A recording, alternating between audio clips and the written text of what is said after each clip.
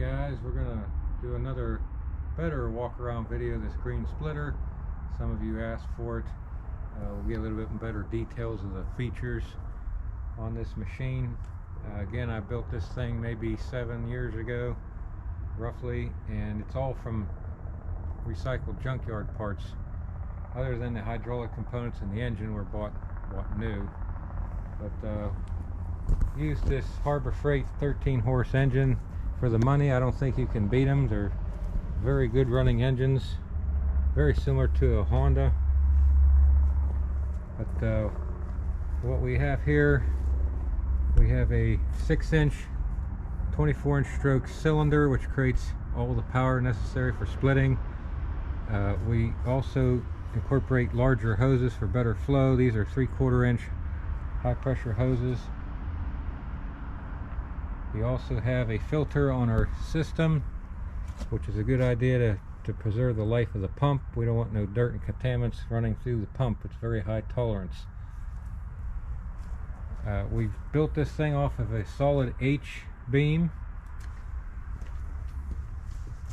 You want a very strong beam because you are putting a lot of stress on the beam. It's trying to literally tear itself apart when you're splitting this wood. It's got to be tougher than the wood you're splitting. We also got a catch tray here. This, I think, is an essential feature. When you push the piece through the wedge, you're going to have pieces that need run back through.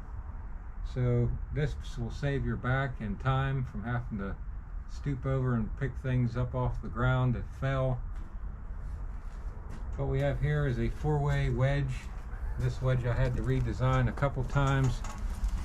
Settled upon this design. We have a 12-inch high carbon steel blade. We added 2 extra blades on the side to give it a 4-way action. And we also added this V wedge portion that helps split the pieces apart better and also give overall rigidity to the wedge. We also note the height of the machine. I wanted this to be at a good working height. When you're standing next to it, you don't have to be bending your back over. You can work comfortably all day with your back straight. Even a bending motion isn't as hard on your back as if you're stooped over all day. So I made all my splitters to be at hand's height when you're standing. Makes it a much more comfortable machine. A lot of commercial available machines, some are this height, but some of the lesser ones are close to the ground, which makes it harder to work with it all day with your back stooped.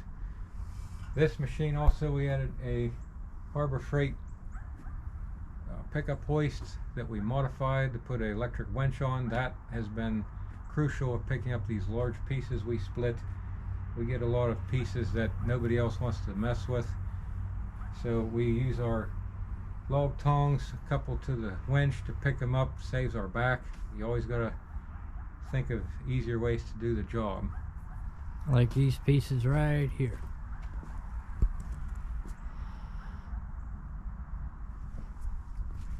Now, how big is that pump? That pump is a 21 gallon per minute 2-stage pump. The 2-stage allows you to use a much smaller engine. If you used a 21 gallon per minute single stage pump, it would require upwards of 40 horsepower to operate, and it's just more economical to run a smaller engine for this operation. A bigger engine consumes more fuel, but it's common to have a smaller engine on this type of application. Bigger commercial machines will have much larger engines. We have overall a good working machine. It's again a work in progress. If we see an area that's weak or we can improve upon, I'll take it back into the shop and we'll rework it. I've had to do this several times on different things. I like to keep continual improvement on the product. The beauty of metal and welding is you can always adapt it for what you need. Again, guys, this is our large green splitter. It's a workhorse. We use it a lot. It's been a great machine. Thanks.